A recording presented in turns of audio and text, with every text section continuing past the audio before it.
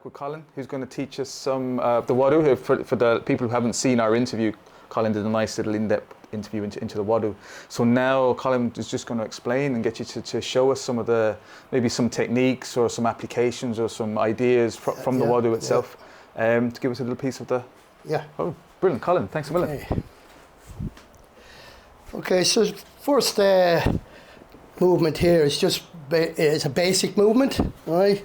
I'm going to use the Naihanchi Dachi here, like this, like that, and the idea is to punch from here.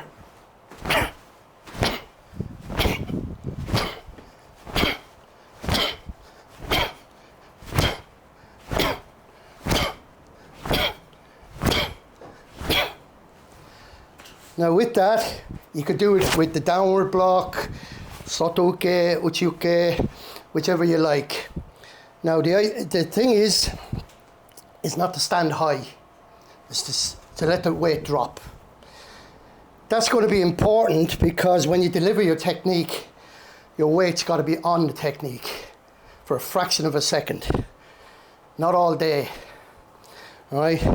In this basic manner, I'm training two pieces.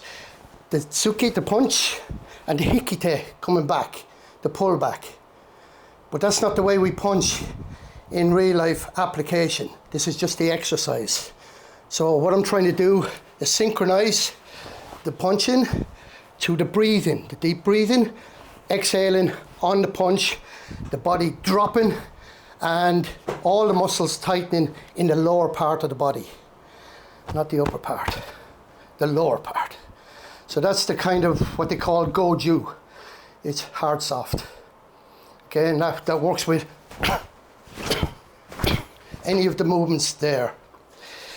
Now if we move on slightly, and I will be asking Daryl to come back in a fraction of a second to help me with this one. So in Kata, you'll see many knife hand application movements going on, techniques, using the Hami Nekowashi Dachi or the Mahami Nekowashi Dachi. My preference is this one, Hami, right? Like that, and you must keep, in practice, the body aligned. Not the knee falling in, not the foot turned in slightly or anything like that. This is deliberate, okay? Now, in most Wado groups, nearly all, you'll have your hand up this high. Shuto uke, right? Shuto uke. That's not shuto. This is shuto. So unless his head is up here somewhere, in going back 50, 60 years, you'll generally see the hands around about here or lower, okay, like this. But this is important again, because this is the training of the shuto.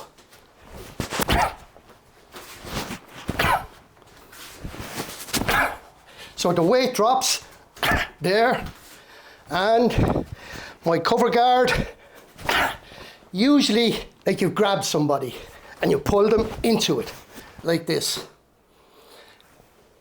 Not that you would be standing this way either. It could be a shorter version, because you could be very close.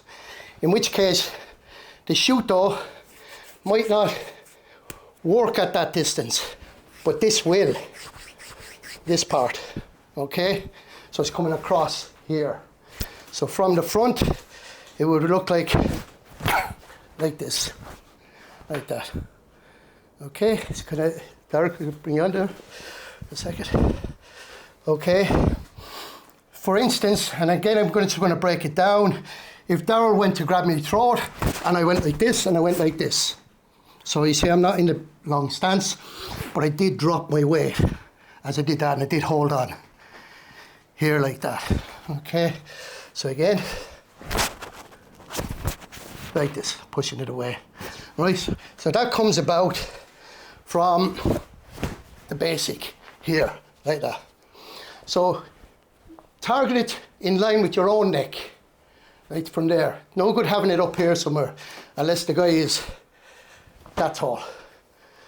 Okay, next I'm just going to show another basic.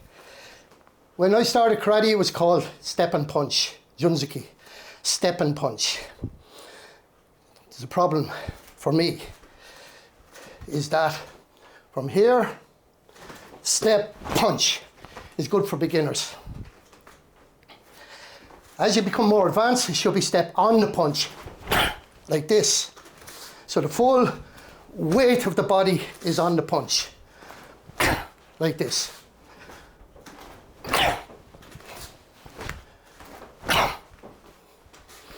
Okay, same with your high block, which is not a block. Up under the chin, into the face, forearm strike, same thing. Drop the weight as you go up, much stronger. Okay, now relaxation has a lot to do with this as well, because when I'm stepping out from here, I'm not tense. I take the movement from here and then I apply the movement with the weight on the body. Your movement doesn't start from back here. This is where you finish the last one. You start it by coming to here and then straight onto there. So when it's passing through, bang, that's where your punch goes in. Now that will lead on a little bit more, because it will lead on to the snap punch, right? Like this.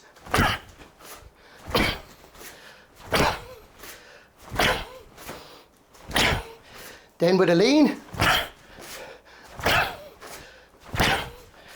Okay. Your avoidance punch, Gakazuki. Again, not stepping forward, twisting your hips, or stepping and punch it over like this, but putting it in real context. You're moving around and then punching in like this, and it's slightly more upright, okay, and coming back. Now again, these are just the end product for self-defense training. For your technical stuff, you're going to have to do it from the stand position, like 1, 2, 3, 4 kind of thing, right? Okay, and just on this little bit now, Gakazuki. Okay, Gakazuki, where we start with the basic. From here, step around and punch, step around and punch, all right? Okay. What's this all about? All right? 1, 2, 3, like this. What's it all about? It's just about training, right? Training the footwork, where you need to have that front foot land when you make a Gakazuki. Okay? So we all know that from here, that's going to be your fight version. All right? And then from there. Now two things happened there. One was the forward and then the change stance. Bam, bam, bam, bam. That's to train your footwork. All right? So can I borrow you there? Thanks. So you don't really need to move off this. I'll just stay there. So 1, the next one was 2, and the last one was 3, with additions going in for this. So if Darryl went to grab me around the waist and I came up like this, before he got his hand around me, that's your head block. That one. Second one, do it again, bang. I'm coming across the carotid artery here. Feel that? Mm-hmm. Right there. If that gets hit like that, it's a knockout thing, right? Then we had the thing, as we said before as well, this one is hitting the same area as the forearm. And someone described that to me one time, I think it was Ian Abernathy. He says, it's the body's baseball bat, this one. Okay, now I'm just demonstrating the dropping weight on the application using the Gakazuki, the reverse punch, from a standing position.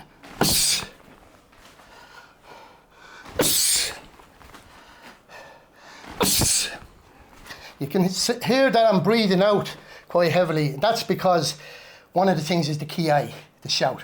Ha! To shout, but this is what we call a silent ki. This is to get the air out and everything in the core tightened at a specific point. If I was to do spear hand, something similar. Fingers aren't what they used to be.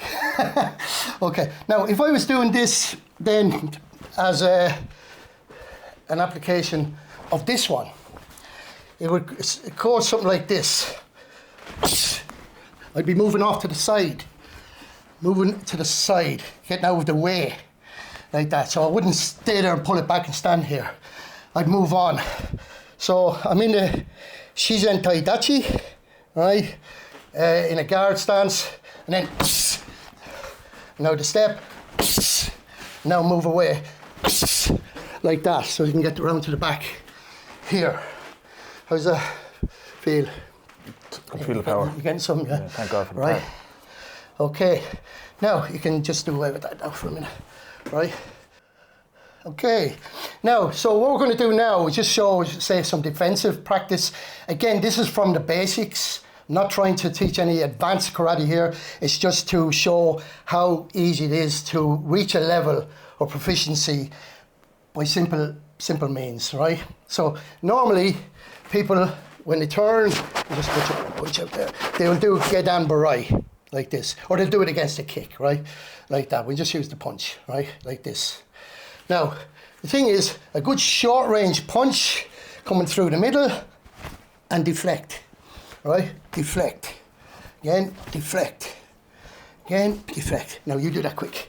Bang, bang, bang, bang, like that. So you push the hand with the other hand. So I kept it across the body as I moved towards the face. And my feet, they changed as I was doing that. So I didn't need to be standing in a long stance. And so again, if you just do that, like this, again, like this, all right? So now you can, instead of having to take another step, you can just change like that on the spot. Right. Now our cat stances they're not as big as some of the styles of karate, or not any specific. I don't even teach this thing anymore, so I don't teach that. Okay, I prefer to keep both feet on the ground like this. And if you're watching some old European fencing manuals or books, you can see this stance is very much the stance most popular, like that. Okay. Well, Colin, I'm interested in the low blocks and the blocking, yeah. and how they actually work. Yeah, well, as we're trained, when we come up one end of the hall and turn and make a block, it's usually a big sweeping block as a beginner. No fault there. I find fault when it's black belts doing it and stuff like that. And the lack of use of the hikite to drive that down, because it can also represent grabbing when you're attacking the elbow joint or something like that, or you're coming across the face, because that's multi-usable, right? You use this low and you can use it high. It doesn't make a difference, right? All right, so just for example, as a basic drill, you could trap here, you could come in here like that, bringing the neck towards you and then driving up your head block, like that. So they're not really blocks we're talking about, they're more strikes. So even if I was doing the last one, where I'm doing the gedan barai, I'm not trying to block that, I'm trying to go down along the arm and push it away from myself, like that, to open up a spot here, like that. Okay, so just a basic example, all right? When you're moving into this one, again, just to go over it once more, for the chop to the neck, we're talking about use the front hand for there, it's loading up, and then push this one out and grab, and then just use the shuto for here, like that, on the carotid artery. And, you know, if you look back at your progress, you're starting here, but you're ending up here over the length of time that you should be training. In my group, it's at green belt, you'll be using a lot of shorter stances because of the street value. Funakoshi sensei is reputed to have said that the ultimate fighting stance is the shizentai dachi. It's the natural stance. And if you watch doormen all over the place with no martial arts training, will stand like that when they're in a bit of confrontation, like this, similar to the old pictures of old boxers, bare knuckle boxers as well. Okay, now, so that was uchiuke, like uchiuke. And then this was the bottom fist coming across, hammer fist coming across like that. And then the back knuckle here represented by the soto uke. It's soto uke and wado-ru. In Shotokan, I think that's uchiuke, like that. Okay, so I don't want to go too much more on that bit, right? So we're going to move down a little bit and then kata pinan, sorry, I'll go from pinan nidan, right? From the starting move from here to come down here and then to step and punch, okay? Now from the front, that would look, so you're going to make a swing at my head with this one, yeah, like that in the hook kind of places. And I'm going to just go up here and do this, there. Something wrong there.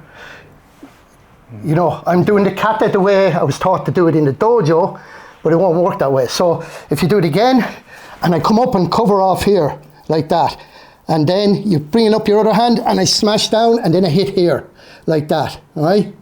So I've got all the elements of the beginning of the pinan nidan there. So don't look at it as being a simple kata. It is not so long, but it's got a lot of information done it. It's also got the downward blocks, which can be used as strikes to the rib cage and stuff like that. And to the face, and it's got the forearm smash here that they do in wrestling and stuff like that. It's the same thing, the jaw being attacked here like that. We've got the same outside blocks and stuff. So the only thing really that's constant in it is the stance that you're using, which is a Junzuki stance. You know, you're going to change then to a Gedanbarai with that. Now in Naihanchi is a brilliant kata, right? We get a lot of face-on kind of stuff here, but I want to just go to some of the kicks in Naihanchi. So if I was here like this and I kicked, like that, kicked. So that would look like this in the kata, up, and then here, up, and then, you know, like that. I probably did that wrong. But it's like grabbing around the neck and hitting like this, with the shin to the shins or the inside of the shins, like that, with that. So these things that look like, I can't even remember what they used to tell us. It was about attacking the knees, but the distance is here for when you're in close or something similar, right? So just to take you to the beginning of that kata, I won't go the full thing, right? Just the beginning is very useful for information.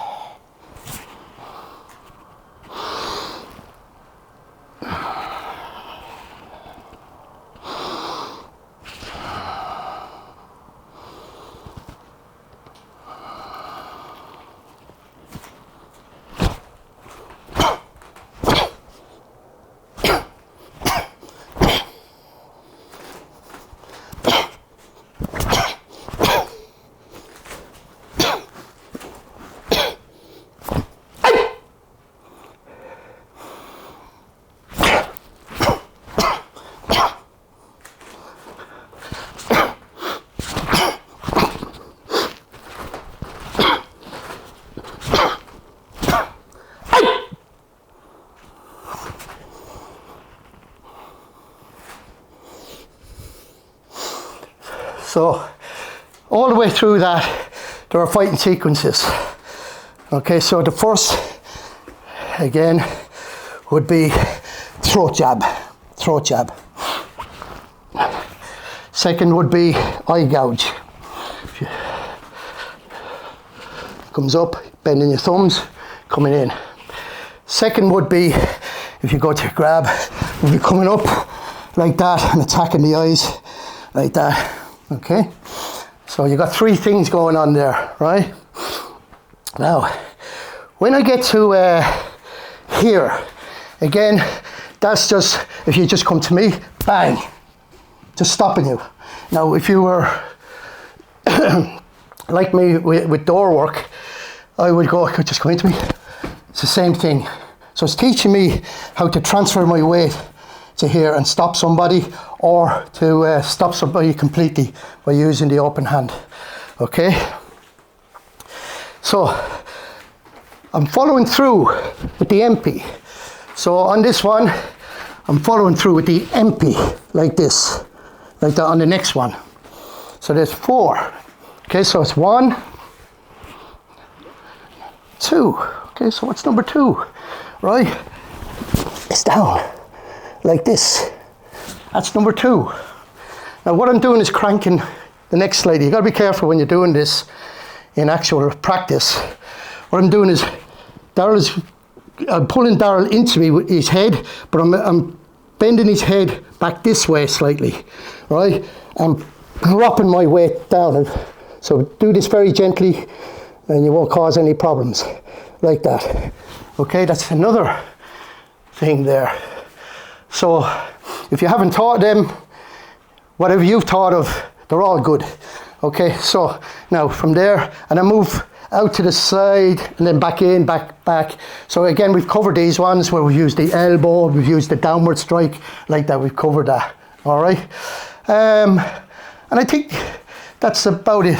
So the other one, this one here, I'll try not to knock that off, would be more or less to get that on.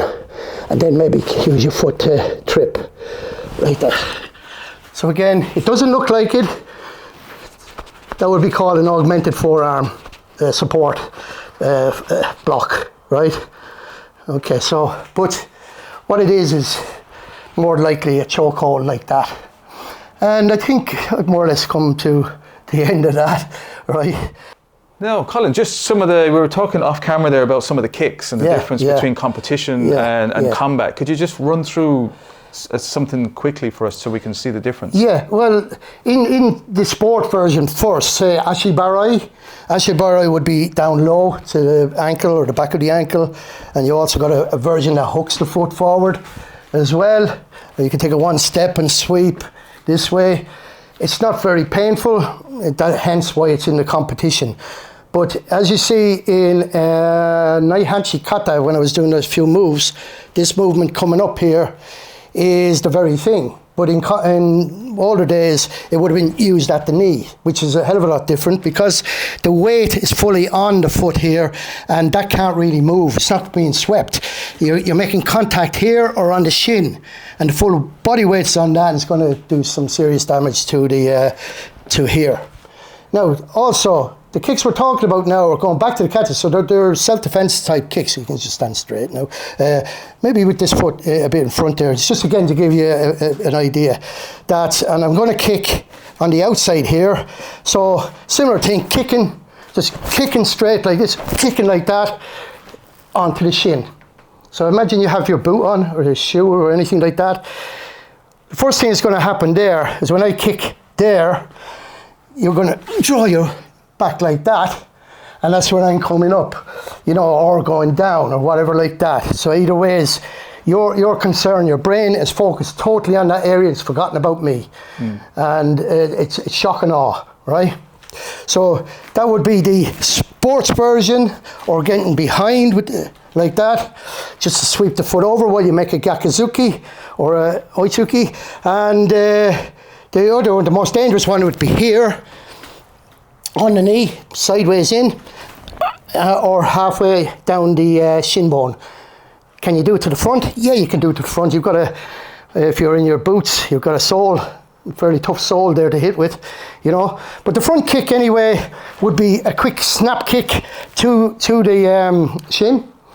The weakest area, again, maybe at the front, the blade of the shin would be, you know, again, if you've got shoes on or something like that, the kick there would do a hell of a lot of damage. And anyone that's been hit there, not only in being kicked, but say in a rugby match or something like that, and somebody's kicked you by accident even, and you go down with your shin in tatters, you know. The higher kicks, they're more athletic and they're designed more for the competition.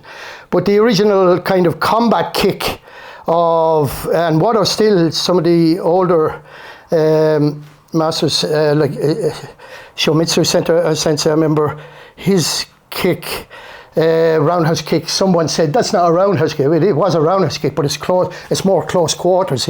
So he's not lying back on the kick and bringing it up. He's bringing the kick in a more combat way, right? So a lot of it you see, like when you're kicking the legs in MMA or something like that, or you're going to angle the kick down. I don't want to go too far back. You angle the kick down onto this part of the femur. Okay, there's certain nerves down along there that deaden. You know, check out your acupuncture and you'll find them. Right. So it's kind of like that. So again, it all depends again on how the upper body is balanced. Because if I just do this like that, no effect. If I use that dropping weight and hip. Feel a difference in that one. Yeah. Then you've got shuto, the side kick, right? The side kick. So the outside blade of the foot. It's, again, attacking the shin inside, attacking down onto the knee. The higher you lift the kick, the weaker it gets because, you know, that's why all kicks are allowed above the belt in competition karate, you know. So I always think, why are these not allowed? Because they're good self-defense combat kicks. We don't want them in the competition, so we go make it up this way. It's easier, and they're easier to block as well. So that would be basic. I didn't discuss the back kick, but it's a similar kind of effect there as well. All right, hook kick, we're not going to show you that one. Right, okay, yeah, that's it. Brilliant, Colin. Thanks a million. That's been fantastic. Just thanks for joining us. A brief synopsis of the Wado. It's very effective. Yeah. So hopefully you find it effective. Yeah. Thank you. You're welcome.